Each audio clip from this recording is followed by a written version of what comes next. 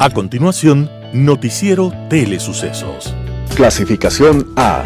Apto para todo público.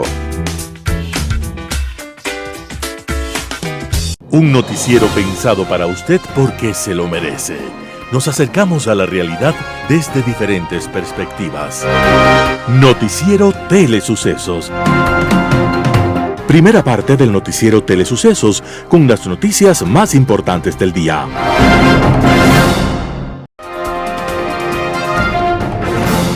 Bienvenidos a su noticiero Telesucesos. El término arena dejó tiempo atrás de ser sinónimo de muerte. Hoy es un espacio de vida, de desarrollo de una de las actividades básicas del comportamiento humano, el deporte, que quizá como ninguna moviliza sentimientos y emociones, elimina como principio violencia, intereses personales, trampas, desunión e intrigas. El deporte, con sus valores, solo deberá entregar mensaje de bien para mejorar las actuales estructuras sociales y políticas de deterioro en la que vive nuestro país. Hoy entregamos a nuestra ciudadanía, a la ciudad de Quito, deportes y en especial a la parroquia de Calderón, uno de los sectores populares de mayor desarrollo de la ciudad, con una población estimada en 1 millón de habitantes, que están en contacto diario con el canal 29 UHF y digital presente con sus instalaciones deportivas en Llano Grande, su centro de gravedad. Sean ustedes bienvenidos a su noticiero de Telesucesos.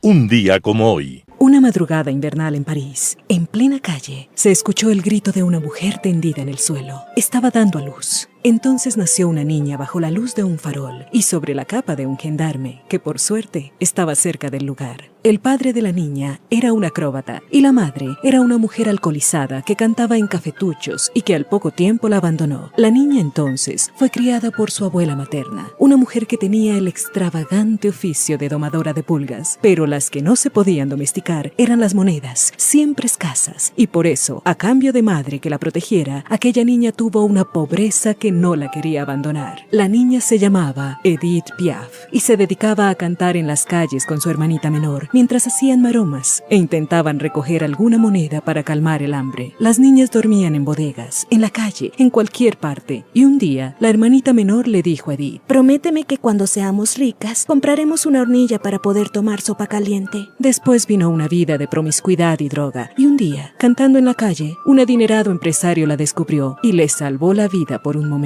El hombre la llevó a los grandes escenarios y en poco tiempo, Edith Piaf se convirtió en la gran estrella de la canción francesa y europea. Poco después, su protector murió asesinado y Edith Piaf enfrentó nuevos dramas. Su vida fue entonces una sucesión de vicisitudes que tocaron su fin un día como hoy, 11 de octubre de 1963. Desde entonces, la música extraña la voz de Piaf, el pequeño gorrión, como era llamada la gran cantante, que en su garganta tenía todos los trinos, los dolores y los amores del ser humano. Las principales noticias del día.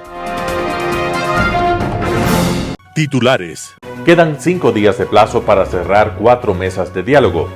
Por trabas burocráticas no logran operar hospitales de Manabí. Investigan presuntos vínculos de Claudia Garzón con Fito y JR. Gasolina Super y Ecoplus tendrán leve rebaja. Los editoriales serán de Talía Flores, los diversos sombreros de Leonidas Isa. Martín Pallares, una comisión para mandarlos a la mierda. José Hernández, ¿qué quiere comunicar el presidente? Noticias del día. Quedan 5 días de plazo para cerrar 4 mesas de diálogo. Las mesas de diálogo entre el gobierno del presidente Guillermo Lasso y las organizaciones sociales llegarán a su fin con decenas de acuerdos alcanzados, al menos sobre el papel. El plazo de 90 días acordado con la firma del acuerdo de paz y después de 18 días de paro nacional vence este 12 de octubre, pero las partes decidieron cerrar el proceso el 14 de octubre. En Quito firmarán un acta final de acuerdos el Ejecutivo y las agrupaciones indígenas y campesinas.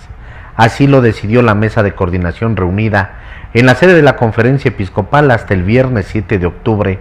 Habían ya 6 mesas de diálogo que lograron sellar acuerdos firmados. Banca pública y privada, energía y recursos naturales, fomento productivo, control de precios, seguridad y justicia y derechos colectivos. Ese mismo día las mesas de educación superior y de salud mantuvieron reuniones, pero todavía no concluyen su trabajo, mientras que la de derechos laborales apenas se instaló. La primera en instalarse sobre la focalización de los subsidios a los combustibles sigue sin llegar a ninguna conclusión y sesionará por última vez el jueves.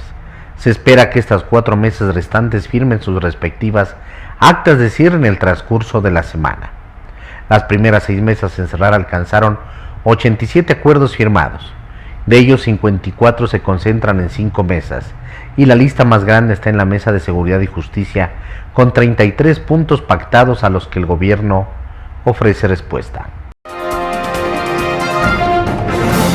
Por trabas burocráticas no logran operar hospitales de Manabí. En los hospitales de Manta, Bahía de Caracas y Pedernales no se concretan las obras físicas, equipamientos y contratación de personal por la falta de recursos, cuestionamientos e irregularidades. El 29 de septiembre del 2022, el consorcio Bahía entregó provisionalmente las obras físicas del Hospital General Miguel Hilario Alcíbar de Bahía de Caracas, el Ministerio de Transporte y Obras Públicas. Sin embargo, su operatividad aún no ha iniciado y tampoco será completa, pues Obras Públicas ha indicado que el hospital funcionará en 3 fases. En la primera se abrirán las áreas administrativas, atención al usuario, mantenimiento y tecnologías de comunicación. También consulta externa, admisiones, farmacias, laboratorio clínico, nutrición, dietética, lavandería, terapias de rehabilitación física. El coordinador zonal 4 de salud, Bosco Barberán, detalló que tiene definidas las 3 fases y los plazos de ejecución. La primera podría concretarse hasta el 20 de noviembre, el segundo hasta el 30 de diciembre y la tercera hasta mayo del 2023. En cuanto al equipamiento para la infraestructura que se destruyó en el terremoto del 2016, el funcionario dijo que la compra involucra un proceso largo, pero ya se están ejecutando más de 10 procesos de contrataciones, señaló Barberán. En cuanto al personal, el funcionario aseguró que contratarán lo que sea necesario. Sin embargo, el presidente Guillermo Lasso visitó la obra el 6 de octubre y prometió que a partir del 1 de enero del 2023 la atención será total, es decir, estará equipado con el personal al 100%.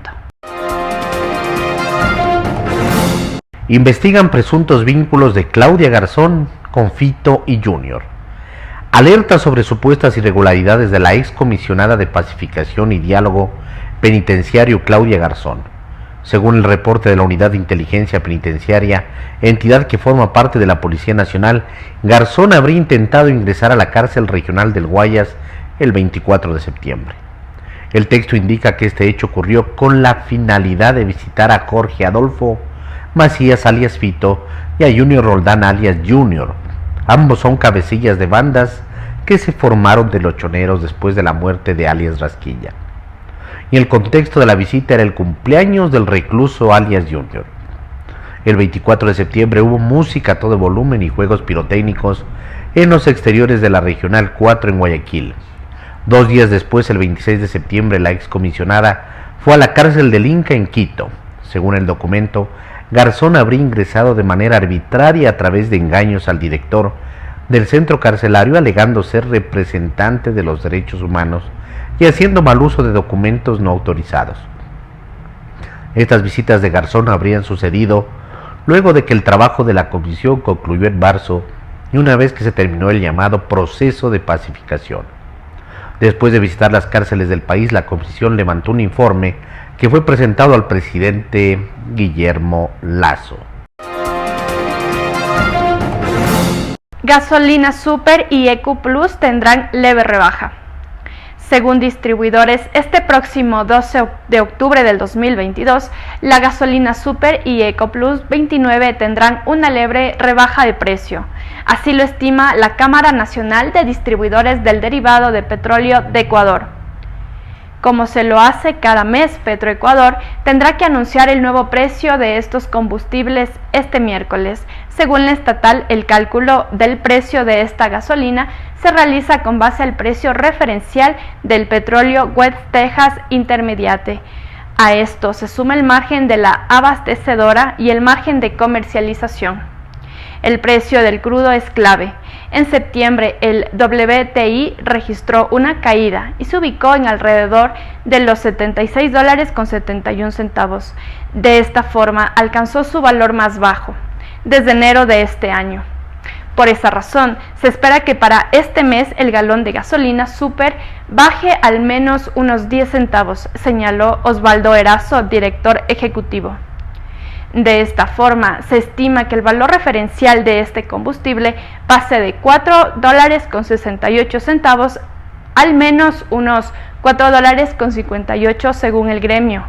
Para Erazo, la disminución debe ser mayor a la del mes pasado, cuando fue 7 centavos menos por cada galón. El precio del súper empezó a caer desde agosto, luego de que en julio del 2022 llegara a cifras récord de $5.20 por galón. No obstante, Erazo estima que nuevamente habrá un incremento del costo de la gasolina liberadas para el periodo de noviembre. Entrevista del día. La mañana de este martes en Radio Sucesos, Roberto Castillo, director del INEC, habló sobre el inicio del censo en línea. Escuchemos lo que dijo. El día 1 de octubre y parecería, según las cifras, que ha concitado, ha despertado el interés de la ciudadanía en registrar. Sí, como tú acabas de señalar, Milton, arrancó ya el censo el 1 de octubre y a la fecha ya tenemos más de 500,000 de personas que han optado por esta opción de censarse por Internet, el denominado censo en línea. Bueno, y esto va de acuerdo con la meta que ustedes establecieron. ¿Cuáles son las metas y cuáles son los tiempos para esas metas? Bueno, nos planteamos durante este mes llegar al 1 millón de hogares censados. Eso más o menos equivaldría a alrededor de 3.5, 4 millones de personas censadas.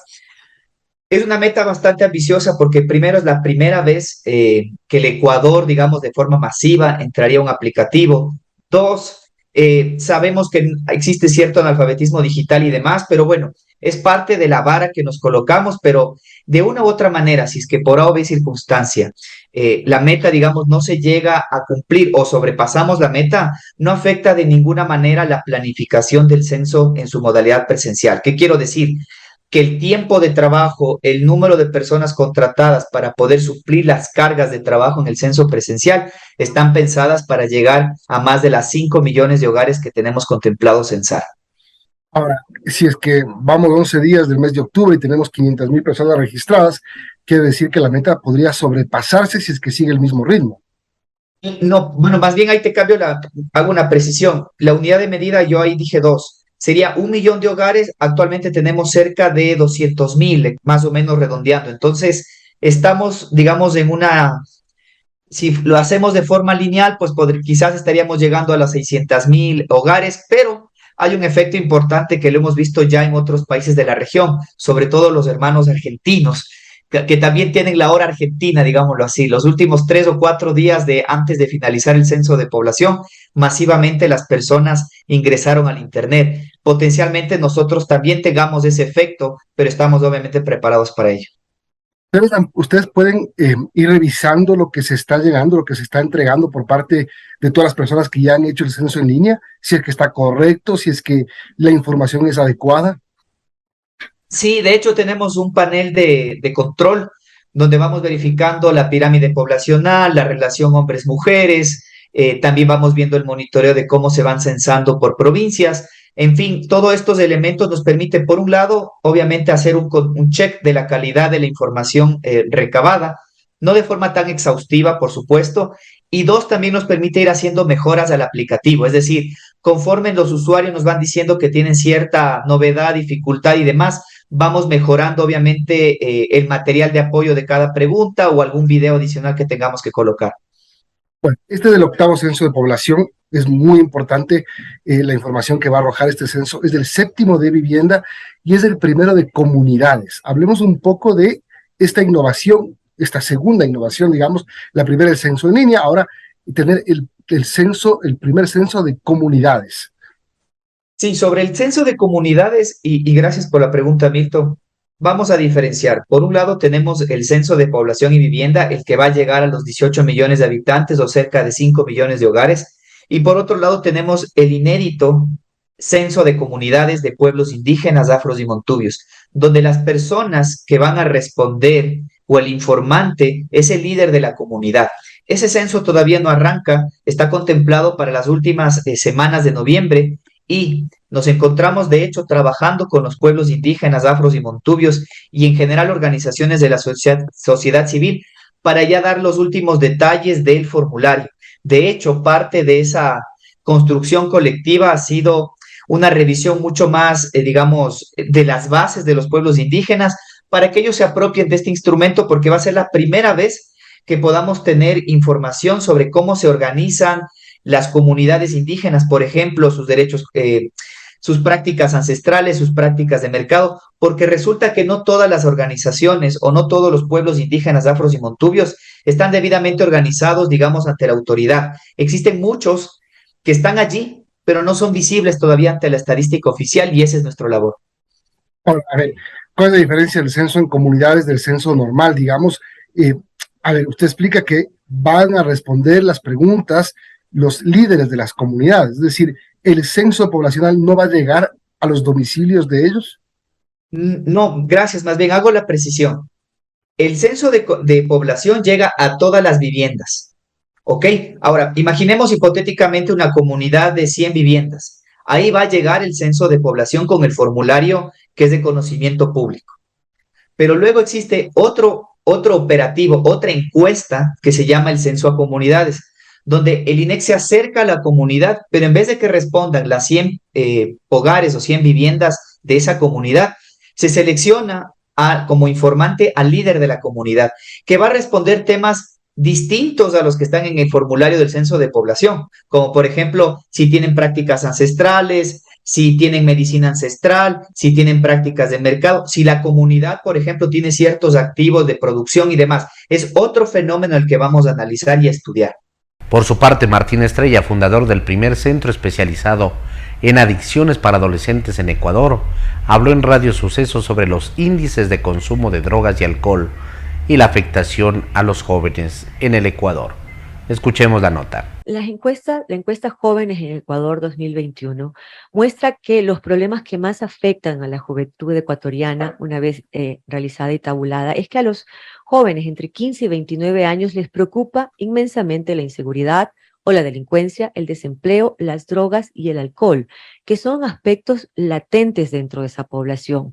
Tanto es que los encuestados se sienten afectados personalmente por el tema con un nivel de un 37%. ¿Qué está provocando este tipo de situaciones dentro de la sociedad en la juventud? No solamente en la juventud, sino en toda la población como tal. Y esto tiene que ver también por la falta de institucionalidad que el Ecuador tiene. Hasta ahora, 2022, todavía no tenemos claridad absoluta quién es el ente rector que maneja el tema de adicciones y drogadicción en el Ecuador. Desde que hubo el concepto, desde que hubo la Secretaría de Drogas y que de alguna otra manera hace 4 años fue derogada por el presidente Lenín Moreno, se dividió las facultades tanto al Ministerio de Salud como al Ministerio de Gobierno. Sin embargo, la carencia de una política preventiva, la carencia de una política y una ruta de intervención ha hecho definitivamente, primero, que no tengamos una investigación actualizada, clara y precisa de lo que realmente está pasando en el Ecuador. Sabemos, pseudoinformaciones, que el consumo ha avanzado y eso es verdad, pero las inseguridades obedecen a la falta de estrategias, de metodologías y de intervenciones innovadoras para que la población juvenil pueda de alguna otra manera mostrar sus habilidades y reducir estos consumos que se están presentando.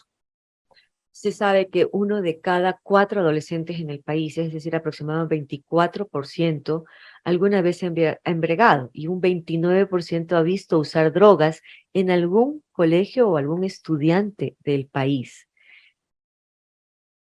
La falta de control, la falta de atención, no hay política que los esté protegiendo y les esté diciendo qué es lo que está ocurriendo y alertando que esa es la sociedad que va, ese es el futuro de esta sociedad. Exactamente. Reitero, no tenemos una política. Al no tener una política, no sabemos qué ruta, qué intervención, qué hacer. Las organizaciones que son parte del comité, que son los que de alguna otra manera deben de desarrollar rutas a cada una de las situaciones e instituciones, no se ha reunido. Por lo tanto, esos datos que usted menciona, esos datos realmente son ya preocupantes para la ciudadanía. ¿Por qué son preocupantes? Porque si no tenemos alternativas que equilibren esos datos, se van a agudizar y a cronizar de mejor manera. Es decir, cuando los adolescentes y los jóvenes buscan experiencias distintas, justamente es porque no hay otros espacios donde ellos puedan generar su talento, su innovación. Y por eso es que la presión de pares, el mirar que los patrones de consumo de los adultos es habitual, ellos lo repiten. Y al repetirlo, evidentemente se convierte en dificultades. De esa población que usted menciona, muchos de ellos en primeros consumos terminan ya teniendo algunos indicios de trastornos que genera el abuso de sustancias que realmente son alarmantes. Significa entonces que si es que no somos capaces de poner programas preventivos, estructurados, psicoeducativos que generen una reducción, definitivamente el aumento de los datos que menciona irán en aumento. Martín, ¿qué genera esta sensación y este sentir de abandono de la juventud y la adolescencia? ¿Qué genera en ellos? ¿Genera depresión? ¿Genera ansiedad? ¿Cuáles son los cuadros que empiezan a presentar que a la final desencadenan en un joven que opta por el consumo de drogas y alcohol? Tomando en cuenta que el alcohol es una droga socialmente aceptada, aunque no se la quiera ver como una droga. Y de hecho es la que más se consume en el Ecuador. Después viene la marihuana, por cierto. Bueno, sí, los síntomas que se generan en los jóvenes y quienes consumen definitivamente son, primero, no tener respuestas a lo que están viviendo. El adolescente está en un proceso de transición de adolescente a joven, y si no hay respuestas de alrededor, si no hay una comunicación asertiva, si no hay una comunicación social, si realmente todo que da alrededor son más preguntas que respuestas, evidentemente él busca respuestas distintas de las que está teniendo. Y de alguna otra manera, la soledad, la falta de inclusión en espacios y la participación que tienen los adolescentes les hacen buscar la identificación entre pares. Y esa identificación de pares hace que puedan esos grupos poder responder lo que ellos no tienen en sus espacios familiares, en los contextos sociales, en definitiva, y eso que de alguna otra manera hace que busquen esas sensaciones, y obviamente al buscar esa soledad, a buscar esos síntomas, lo que hace obviamente es agudizar esos trastornos que generan en preocupación y enfermedades. Hay datos que la encuesta arroja que preocupan todavía más, porque es el tema que hay, dependiendo del nivel social, la preocupación por la falta de trabajo, por la falta de acceso a educación, por el consumo de drogas y alcohol, varía de acuerdo al nivel social. Los chicos de clase media, dice claramente el informe, apenas un 10%, hay una diferencia de 10 puntos porcentuales en el nivel de preocupación entre aquellos que están en una condición económica más vulnerable de aquellos que están en una condición de mejor situación, digámoslo así. El 26% de las clases con menos capacidad adquisitiva se preocupan más dentro de la juventud que los de clase más alta. ¿A estos qué problemas los afecta? Igual el consumo de droga, igual el consumo de alcohol, y hay otros temas más. La droga entra a cualquier edad, en cualquier momento y en cualquier estrato social. El consumo de adicciones, la adicción propiamente dicha, no tiene una jerarquización en género, no tiene jerarquización en estratos sociales. La diferencia se da en las drogas. Un joven, un adolescente con estratos sociales bajos, obviamente consumirá marihuana. Un joven con una situación económica un poco más elevada, posiblemente consumirá cocaína. Pero en cada uno de los estratos, la droga termina afectando, preocupando y distorsionando la realidad del adolescente, puesto que consume y compensa de alguna otra manera lo que realmente es la realidad. Por lo tanto, sí es bueno clarificar y precisar. A veces es erróneo pensar que la marihuana solamente se da por carencias a nivel económico en estratos bajos. Eso no es así. La droga, reitero, entra en cualquier momento, a cualquier edad y en cualquier estrato social. Un panorama de noticias para su estatura intelectual.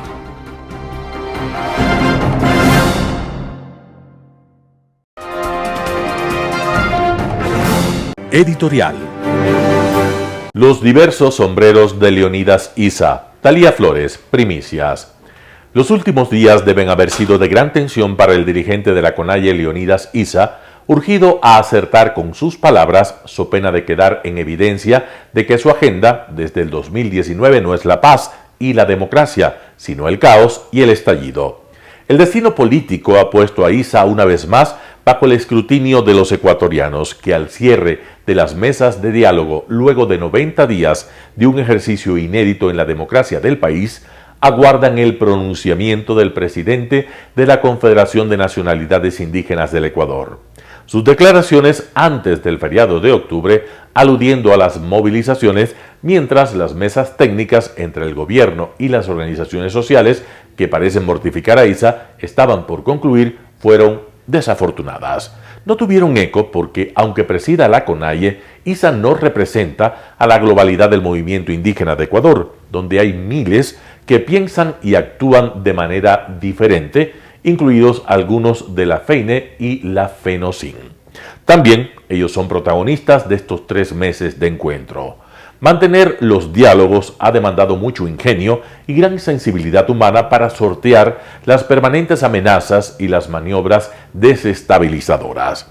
El papel de la Conferencia Episcopal Ecuatoriana ha sido providencial para mover el timón de la nave en medio de las tormentas hasta llevarlo a buen puerto, evitando el abordaje de piratas que querían arrasar con todo. En el proceso, los líderes religiosos han conocido el alma de la dirigencia indígena y los intereses que la mueven, en especial a Issa, pero también la de ministros y funcionarios de Lazo, algunos de los cuales recién habrán descubierto la diversidad del país y los anhelos de estos compatriotas. Algún día se sabrá los entresijos del proceso, observado con atención incluso desde el exterior. Es evidente que la agenda política personal de Leonidas Issa, que quiere el poder, no se ha detenido durante los diálogos, a lo largo de los cuales ha usado al menos 2 sombreros, el de negociador y el de opositor político a la vez. Apenas el presidente Lazo anunció la consulta popular, salió a descalificarla. Con osadía aseguró que el presidente de la República, elegido en las urnas, no tiene legitimidad alguna para preguntar nada a los ecuatorianos. Y lo que busca Lazo es oxigenarse políticamente y controlar todos los poderes. ¿Lo dice quién? Prevalido de una ignominiosa amnistía que le otorgó la Asamblea a él y a otros 267 sediciosos de octubre de 2019, bajo el falaz argumento de reconciliar al país, lo violentó otra vez durante 18 días en junio pasado, poniendo a la democracia en un abismo. Así es, Issa, moviendo los hilos del poder desestabilizador que tiene, ha logrado que una jueza declare la nulidad del proceso en su contra y le retire las medidas cautelares por los hechos de junio. Pero él quiere más. Exige la reparación integral para las víctimas del paro que él mismo convocó en junio y que produjo dolor, más división, la pérdida de vida de compatriotas y pérdidas económicas por más de $1.000 millones. Quiere que las mesas de diálogo absuelvan el pedido, aunque son los jueces quienes deberían resolverlo por tratarse de un tema del ámbito legal. Parece inverosímil, pero a un tris de finiquitar el proceso de diálogo, la mayor amenaza a su éxito proviene del presidente de la CONAIE. Discípulo del sentenciado y prófugo, usa el odio como movilizador de apoyos, aunque esto fracture más al país, mientras convierte el doble discurso en su sello de identidad. Hacia el exterior, él es un ecologista consumado que defiende la naturaleza. Casa adentro, exige que subsidien los combustibles que provienen de recursos fósiles. Cuando Gustavo Petro, presidente de Colombia, elimina el subsidio a la gasolina, es santo y bueno. Cuando lo plantean en Ecuador, lo sataniza. Isa se pone el sombrero de la conveniencia y la contradicción al mismo tiempo. En su libro Estallido, proclama el comunismo indoamericano y la toma del poder por la fuerza. En su retórica, se hace pasar por demócrata. Habla de transparencia, pero nunca ha revelado cómo financió el paro y las movilizaciones de decenas de miles de compatriotas para bloquear las ciudades. E invoca incluso los derechos humanos, pero lo hace de manera selectiva. La metamorfosis kafkiana cobra vida en Leonidas Isa, que da declaraciones propiciando el diálogo, pero desde dentro ha buscado su implosión. Si las mesas de diálogo entre el gobierno y los movimientos indígenas resultan exitosas, no será por Isa, sino a pesar de él. Junto a Correa, a quien siempre complace en sus deseos de soliviantar al país, deben ser los únicos que no han valorado las negociaciones de los sectores sociales con el gobierno. Faltan horas para que se conozcan los más de 100 acuerdos que habrá dejado este proceso. El país tendría que respirar sin perder de vista a quien apuesta a la división y el caos, sembrando el odio, aunque luciendo el sombrero de pacifista y negociador. Los ecuatorianos haríamos bien en seguir al filósofo francés André Guzmán, quien dijo que la resistencia al odio ha sido el gran motor de la historia. Y escribir nuestra propia historia, dejando que Isa siga cambiándose de sombrero a conveniencia. Talía Flores, Primicias. Una comisión para mandarlos a la mierda. Artículo de Martín Payares, publicado en el portal 4 Pelagatos.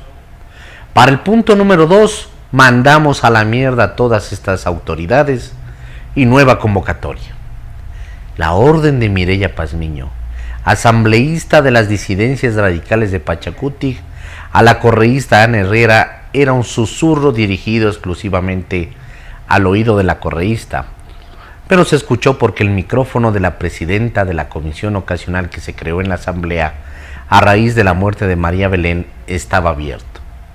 Más que un accidente, lo que ocurrió el viernes 7 de octubre en la primera sesión operativa, en una anterior se había elegido a Herrera como presidenta de la comisión, fue lo que la psicología freudiana llamaría un acto fallido. Un acto sintomático del sujeto por la influencia perturbadora de ideas o deseos inconscientes que le hacen expresar involuntariamente lo que en realidad intenta callar o encubrir. Lo dicho por Pazmiño en realidad sintetiza al menos dos cosas que definen a esta comisión, creada por la mayoría que socialcristianos y correístas consolidaron con disidentes radicales de Pachacuti y de Izquierda Democrática. Primero, una tarea fijada desde antes de su puesta en marcha, la elaboración de un informe que justifique un juicio político y posterior censura de las autoridades del gobierno. Estas autoridades serán calificadas como responsables políticos del crimen de Bernal, al que calificarán como crimen de Estado. Segundo, que quien realmente manda y dispone en la comisión es Mireya Pazmiño, que desde hace algunos meses se ha convertido en la punta de lanza de los más radicales y envenenados esfuerzos por complotar en contra del gobierno de Lazo. Lo dicho por ella pudo escucharse ya casi al final de la sesión. Ocurrió cuando Elizabeth Otavalo salía de la sesión en la que había dado su testimonio sobre la desaparición de su hija María Belén Bernal. Ahí, durante los pocos minutos de silencio que produjo su ausencia, Pazmiño se acercó a Herrera y le susurró la frase de Marras en claro tono imperativo. Luego, Yesenia Guamaní, de la Izquierda Democrática, se acercó a Pazmiño, con quien coordinó la segunda parte de la sesión. Lo que ocurrió a continuación fue el cumplimiento exacto de lo que Pazmiño instruyó a Herrera. Amada María Ortiz del correísmo, Marjorie Chávez del Partido Social Cristiano, Guamaní y Pazmiño, en distintos tonos y formas, anticiparon que en el caso Bernal hay responsabilidad política de las autoridades relacionadas con el tema de la seguridad. Ahí mencionaron al exministro del Interior Patricio Carrillo, al secretario de Seguridad Diego Ordóñez, al ministro de Gobierno Francisco Jiménez, a la fiscal Diana Salazar e incluso al presidente de la República, Guillermo Lasso. Lasso es, según dijo Pazmiño, el máximo representante de la seguridad, la policía y las Fuerzas Armadas. La sesión del viernes y el audio de Pazmiño fueron sin duda el resumen perfecto de lo que es la comisión, la capitalización política de la muerte de Bernal llevada al paroxismo. La primera evidencia fue la convocatoria de la madre de Bernal, quien ya se había presentado antes en la asamblea en 3 ocasiones, una de ellas ante el Pleno. Otavalo repitió el mismo testimonio. Es más, lo tiene escrito. La única diferencia fue que en esta ocasión le hicieron preguntas que en nada van a ayudar a la supuesta intención de establecer los hechos alrededor del crimen. Eso se dijo que iba a ser la función de la comisión cuando se la creó, sino de posicionar la idea de que las autoridades son cómplices de descubrimiento que merecen un juicio político por ser responsables políticamente de aquello y que el crimen es de Estado. ¿Considera que estamos frente a un delito institucional? Fue una de las preguntas previsibles que le hizo Pazmiño, a lo que Otavalo contestó, con solvencia y aplomo, que las instituciones son del Estado. Entonces, si la institución falla, es responsabilidad del Estado. Originalmente la convocatoria tenía la intención de poner juntos en la sesión a Otavalo, Guillermo Lasso y Francisco Jiménez. La idea evidentemente era la de escenificar un momento de emotividad y de gran cobertura mediática enfrentando la versión dramática de la madre de Bernal con el presidente. Sin embargo, el plan se frustró por la negativa de Lasso a asistir. No había ley ni motivo para que tuviera que ir. Sin embargo, las condenas a Lasso por su ausencia y el endoso de su responsabilidad política en el caso fue parte sustancial del discurso de las comisionadas.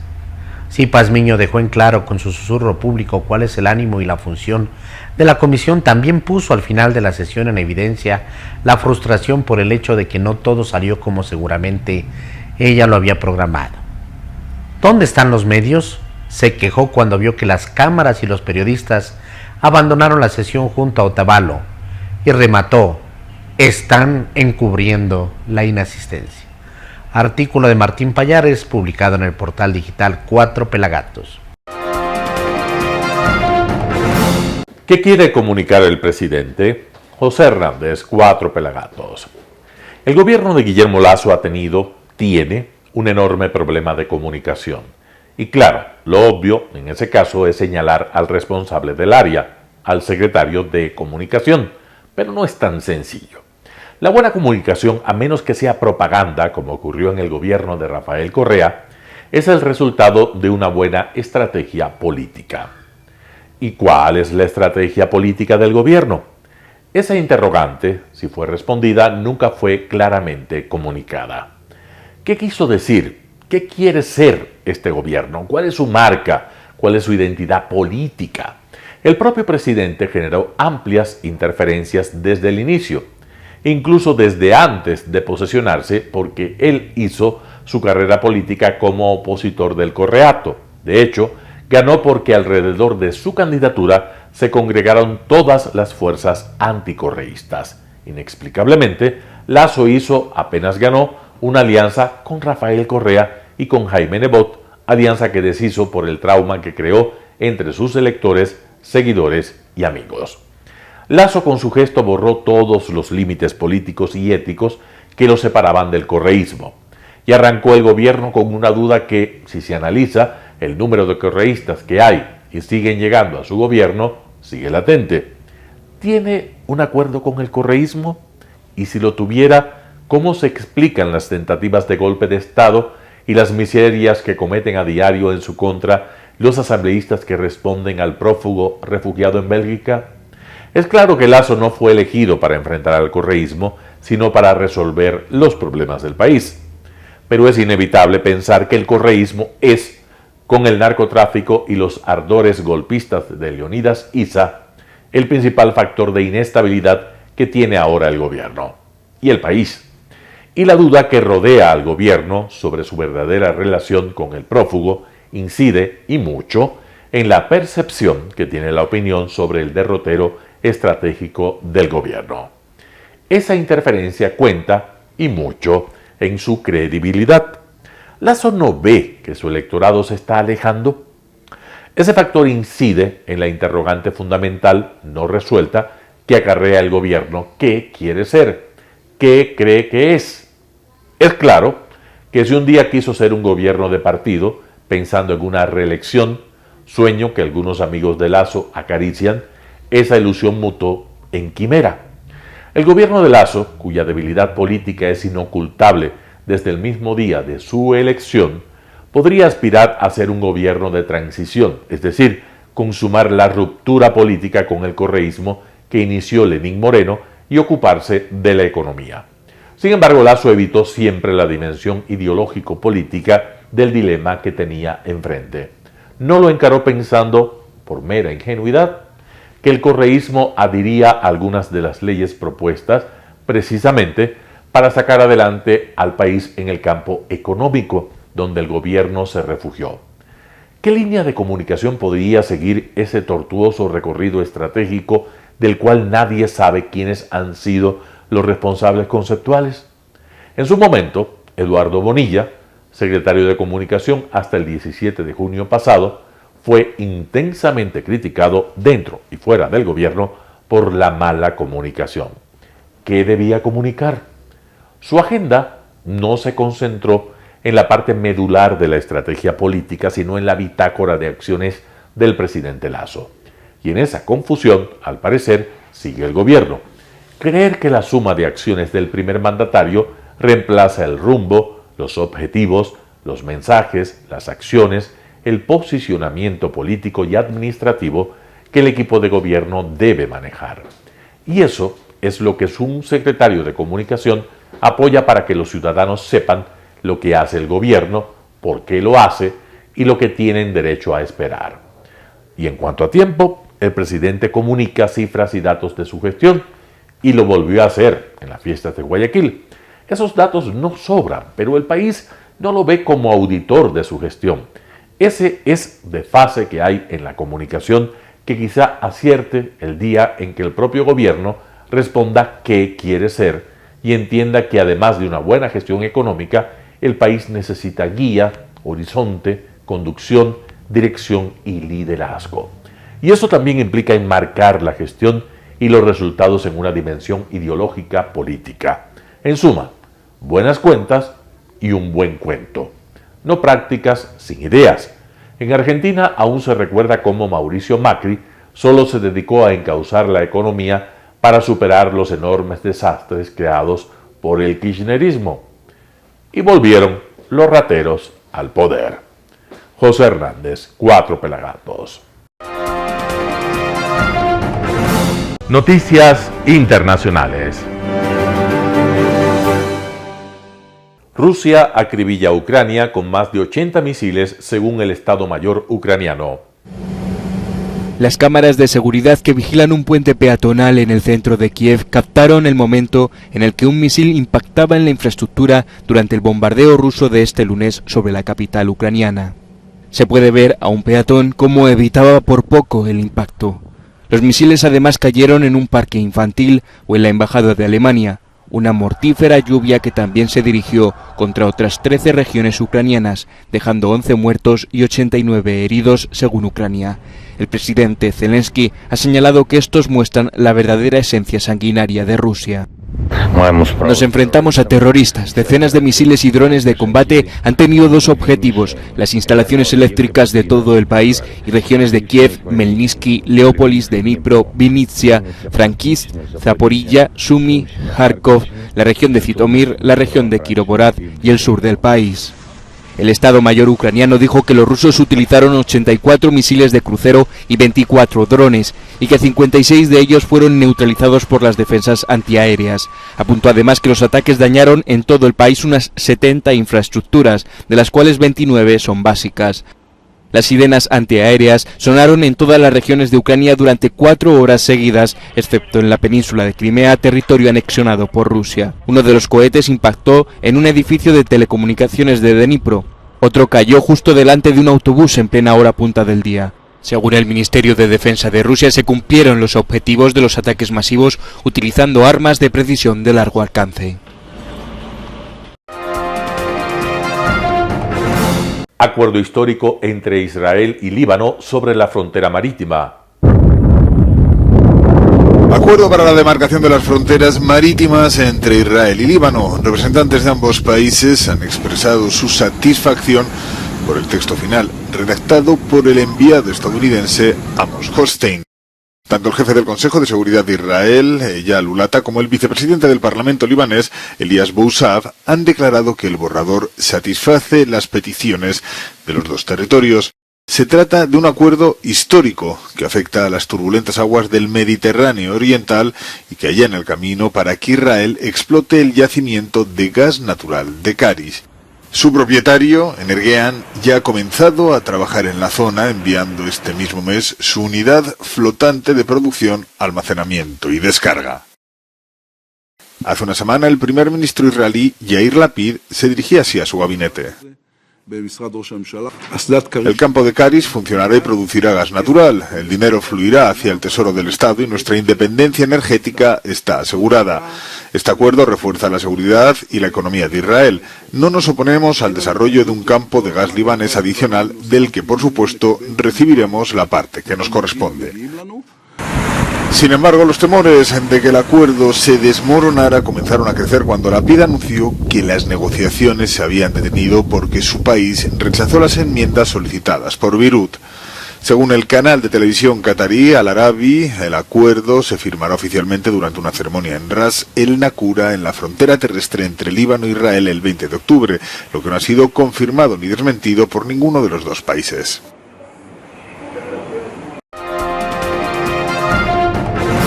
Los embajadores de Ucrania y Rusia en la ONU intercambian acusaciones de terrorismo. La guerra alcanza un nuevo nivel tras el bombardeo ruso masivo de este lunes sobre Ucrania. Rusia atacó varias ciudades, entre ellas la capital, dejando al menos 14 muertos y casi un centenar de heridos.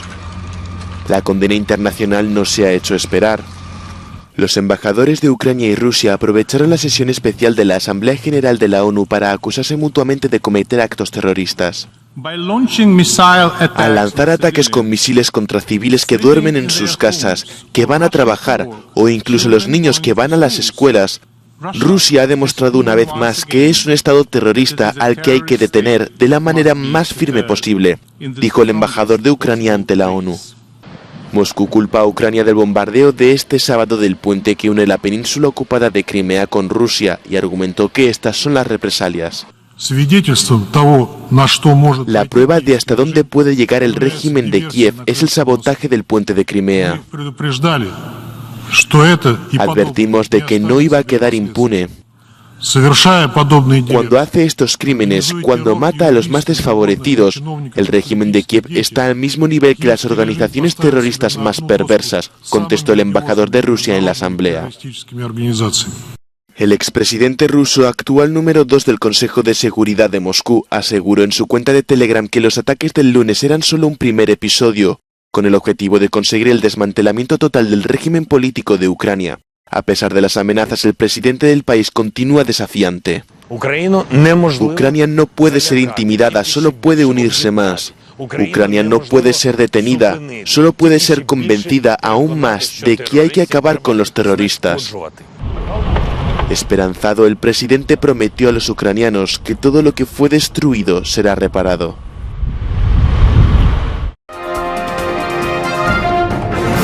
Japón reabre sus fronteras a los turistas tras años de cierre por la pandemia. Después de 2 años de cierre, los turistas comienzan finalmente a llegar a Japón tras el levantamiento de las restricciones fronterizas impuestas por el gobierno japonés durante la pandemia. Vuelve la exención de visado para viajes de negocios y turismo de corta duración para más de 60 países. Las aerolíneas han añadido vuelos adicionales en respuesta a la alta demanda. Primero sí podíamos venir, después no podemos venir, y mucho después sí podíamos venir. Estamos realmente contentas. Venimos de España. Hemos venido para nuestra luna de miel, así que llegamos para hacer turismo. Estuvimos esperando para venir a Japón como más de 1 año, porque estábamos preparando la boda. Y estuvimos esperando hasta el último momento para conseguir un billete para venir a Japón, porque nos apasiona el país. Algunos protocolos sanitarios se mantienen. Los visitantes deben estar completamente vacunados o presentar una prueba PCR negativa. y muchas tiendas y restaurantes siguen exigiendo el uso de mascarillas. Se espera que la afluencia de turistas suponga un impulso de 36.000 millones de euros para la economía japonesa. Controversia por 2 desfiles en Nueva York. Uno festeja la cultura latinoamericana y con más de 40 organizaciones culturales honra a las tribus indígenas. En su edición número 58, el desfile de la hispanidad brilló por comparsas, los bailes típicos y los colores de las banderas de los países hispanohablantes. Yo pienso que es una celebración para recordar cómo evolucionó el pasado y al presente que hemos llegado hoy en día. Pero en los últimos años han cobrado fuerza las reivindicaciones para que esta fecha se celebre como el Día de los Pueblos Originarios de América. Porque creo que en ese momento tal vez empezaron ese tipo de cosas, el racismo, la diferencia con el tema de los sexos, con la mujer, la esclavitud y ese tipo de cosas. Entonces tal vez hoy en día hay una conciencia un poco más sofisticada sobre ese tipo de cosas y tal vez no tendríamos como que seguir fomentando ese cambio que hubo en ese momento. Un día después, la comunidad italiana conmemora el Día del Navegante genovés Cristóbal Colón, con comparsas y banderas italianas y estadounidenses. Colón hizo muchas cosas buenas y muchas malas. Debemos analizar lo bueno y lo malo del individuo, pero no debemos acusarlo. Luego de 2 casos de vandalismo, la Junta de Preservación Histórica del Estado votó en 2018 por mantener el monumento a Colón en sus registros históricos y a la fecha se mantienen los 2 desfiles. Justamente fue desde el año pasado que se comenzó a celebrar oficialmente en el país el 10 de octubre como el Día de Colón y el Día de los Pueblos Indígenas. Ángela González, Voz de América, Nueva York.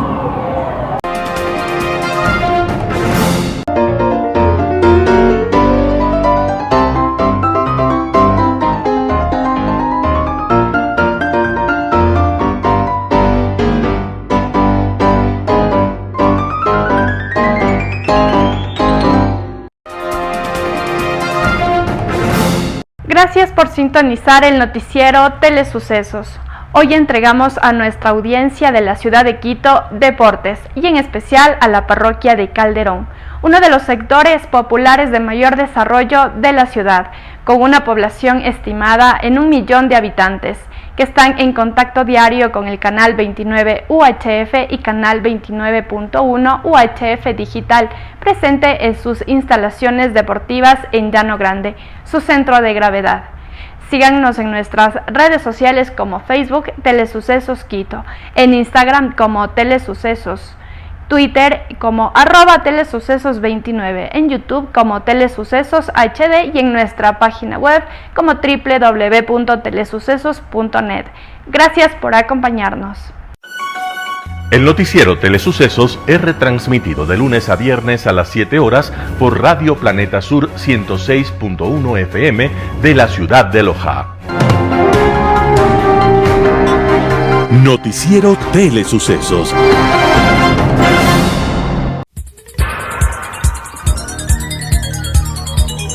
Las opiniones vertidas en este espacio por la producción y dirección del programa son de exclusiva responsabilidad de sus autores y de quienes intervienen en ellos.